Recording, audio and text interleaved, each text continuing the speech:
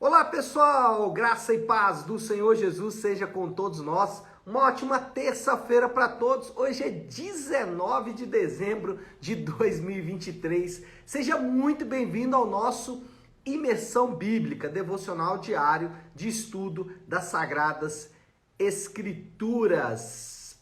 Podem amor e força serem conjugados?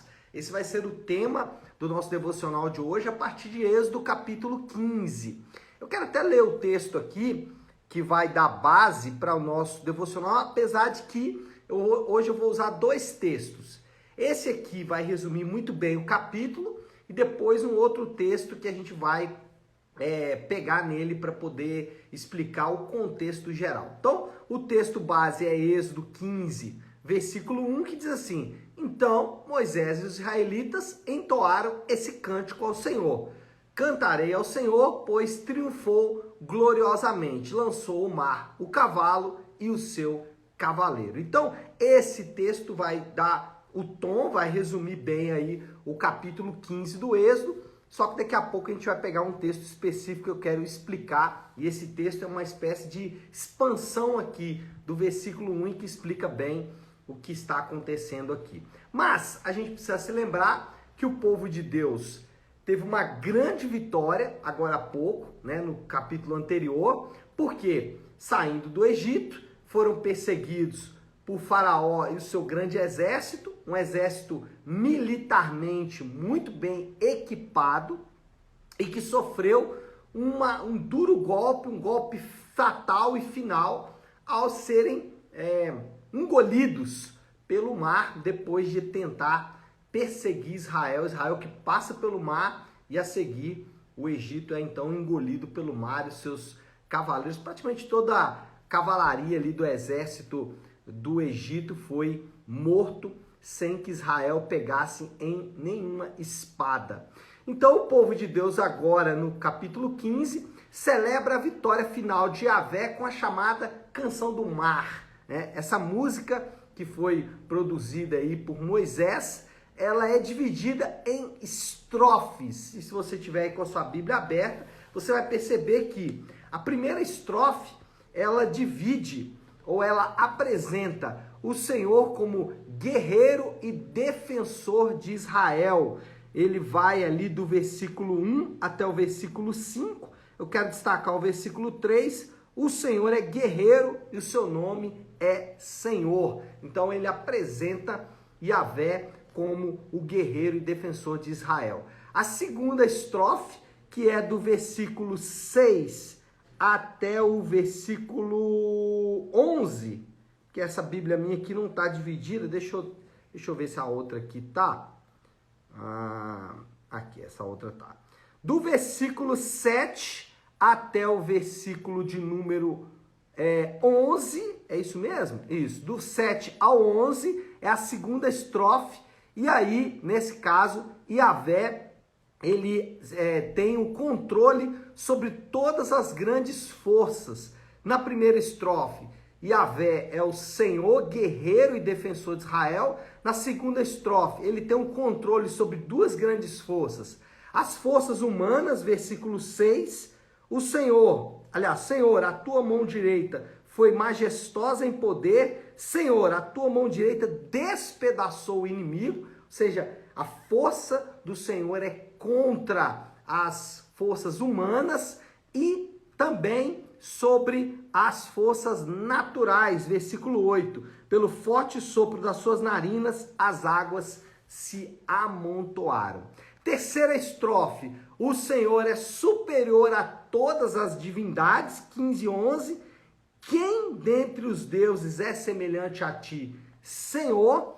E a quarta estrofe é como se fosse uma estrofe escatológica, uma estrofe profética.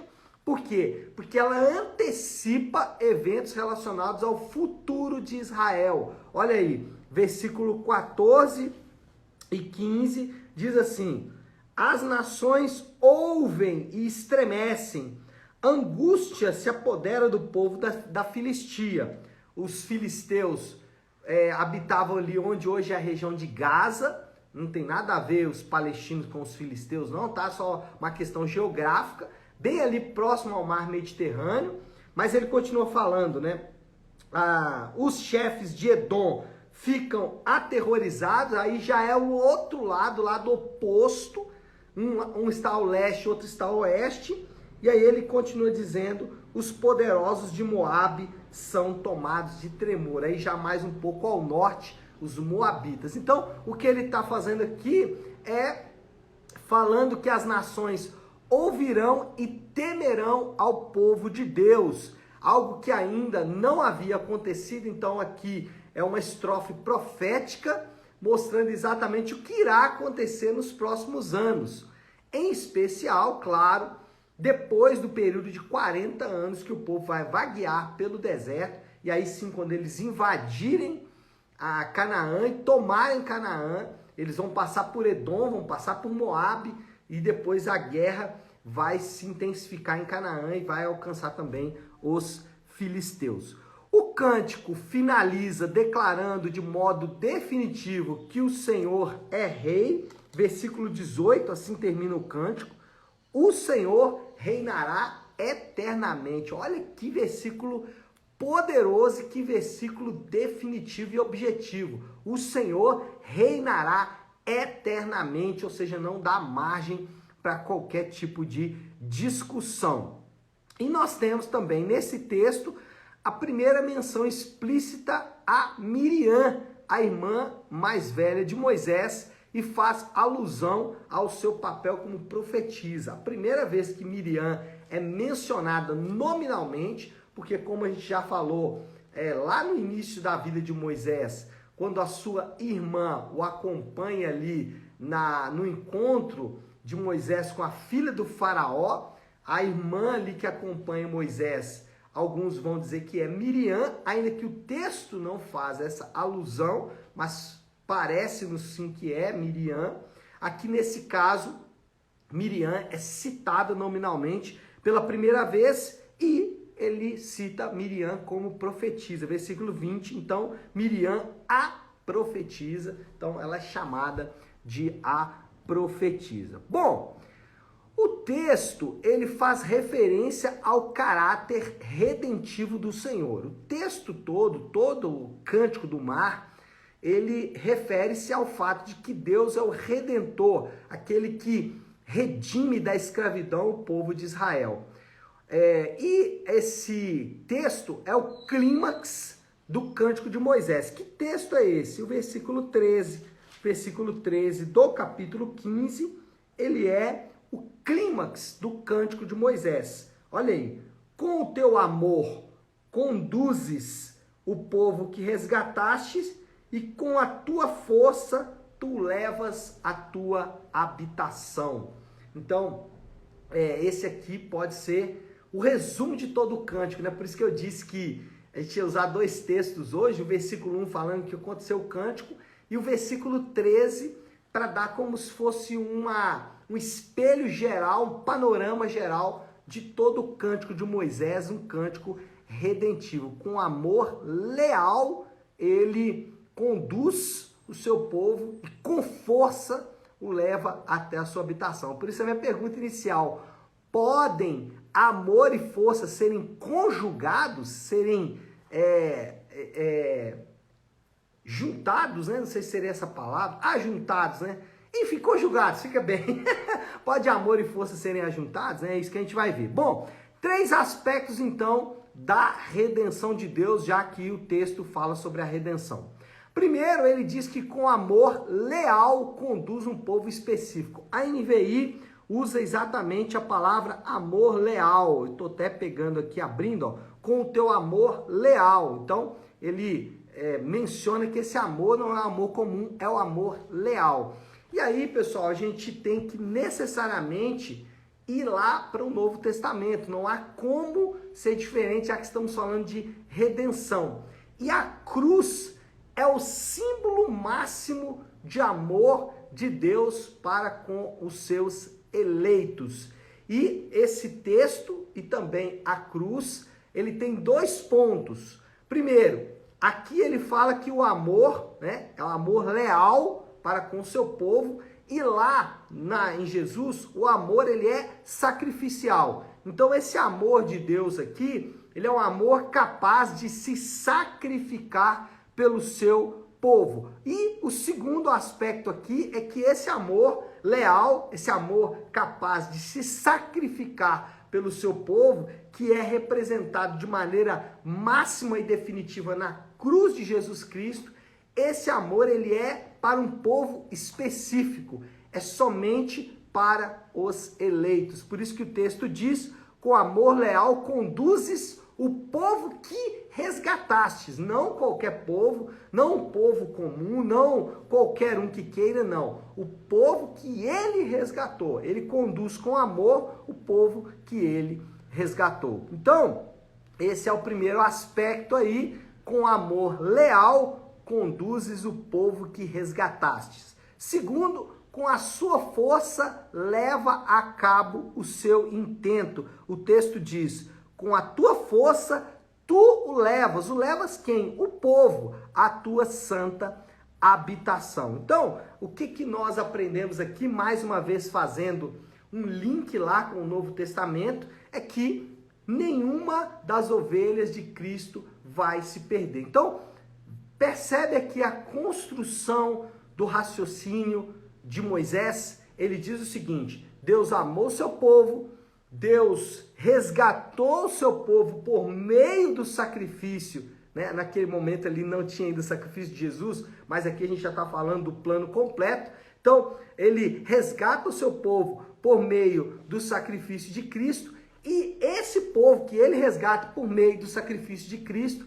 é o povo que ele vai conduzir até a tua santa habitação. Lembra que Jesus falou que nenhuma das ovelhas dele se perderia? A ideia ali é de posse. A ideia ali é que o Senhor comprou um povo para ele e que o Senhor vai levar a cabo, vai conduzir esse povo até a tua santa habitação.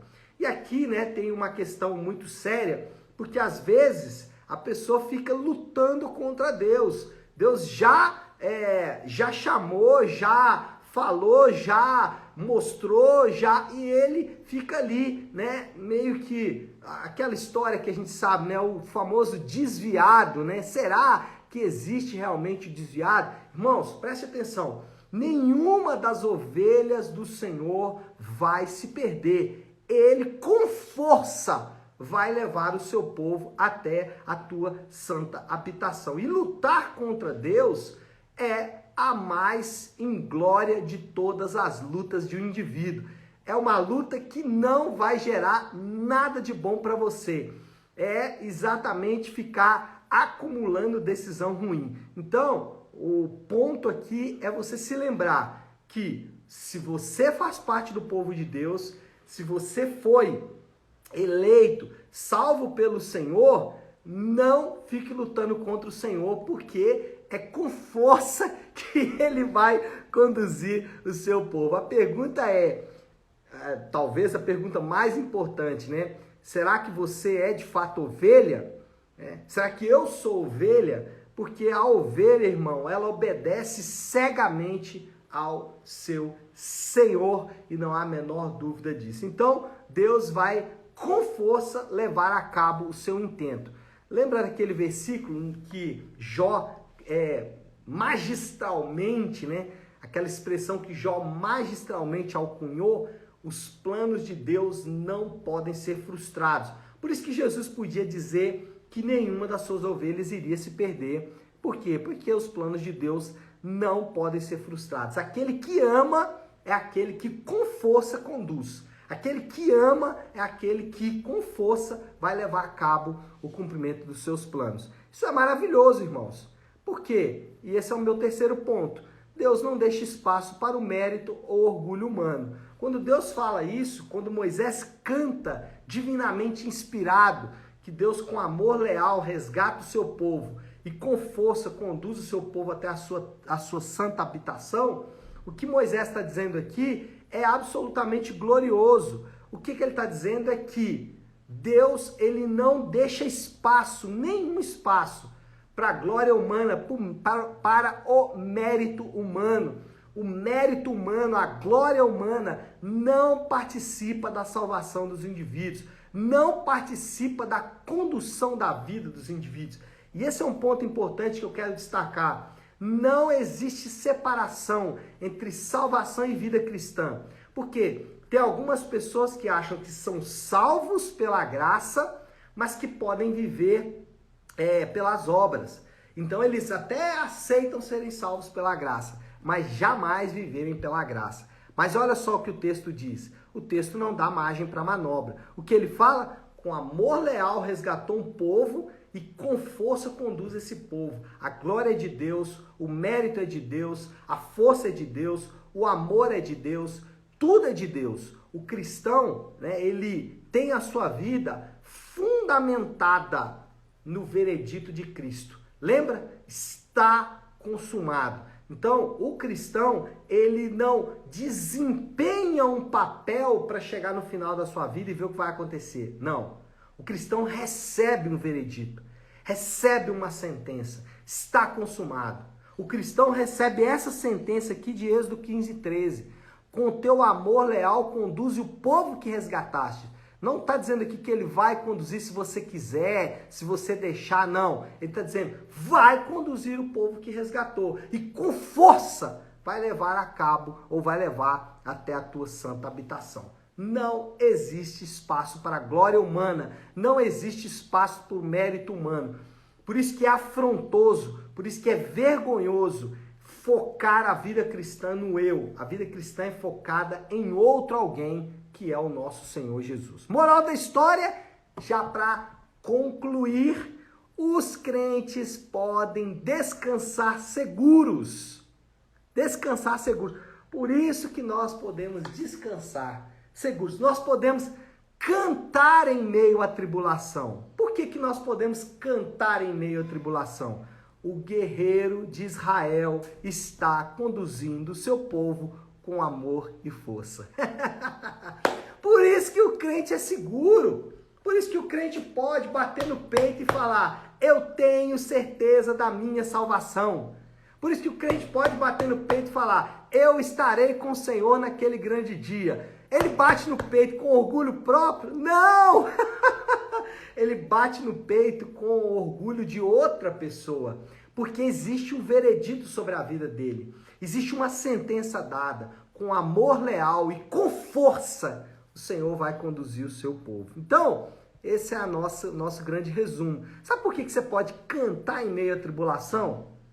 Não é porque você tem algum tipo de convicção subjetiva. Não, eu posso cantar aqui porque eu sei que de alguma forma Deus vai fazer alguma coisa. Não, você pode cantar, sabe por quê? Porque tem uma promessa dele. Ele vai conduzir o seu povo. E aqui Moisés destaca o aspecto de que ele vai conduzir com amor e com força. Desafio do Léo, né, gente?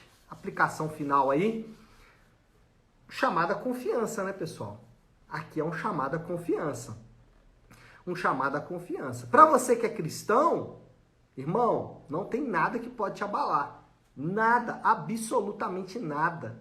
Nada pode tirar sua alegria. Nada. Por quê? Yahvé, com amor leal, Yahvé com força, está conduzindo o povo que ele salvou. Então, para o cristão, a não confiança é um ato de pouca inteligência. Não confiar em Deus mostra um pouco de estultícia. Então, bobagem. E para você que ainda não tem uma aliança oficial, uma aliança real com Cristo, né? Uma aliança verdadeira com Cristo, faz isso hoje, irmão. Faz isso hoje. Porque é mostrar sua confiança naquele que tem amor leal que te conduz. Tá certo, pessoal? Vamos orar, vamos colocar tudo isso aí diante de Deus. Se você puder, então, pare aí um instante o que está fazendo e vamos juntos buscar a Deus em oração. Querido Deus, Pai de amor e graça, Senhor, que texto maravilhoso, Pai. Como é glorioso nos depararmos com tão santa e gloriosa promessa. O Senhor, com teu amor e com a tua força, está conduzindo o povo que o Senhor resgatou. Pai, obrigado, porque nós somos ovelha do seu pastoreio. Obrigado, Pai, porque aprova o Senhor nos salvar. E como o Senhor prometeu, nenhuma das suas ovelhas se perderão. E isso é demasiadamente precioso para cada um de nós. Obrigado por essa promessa. Nós oramos, Pai, dizendo que rejeitamos toda e qualquer confiança que não seja a confiança plena em Ti. E assim oramos, em nome de Jesus. Amém.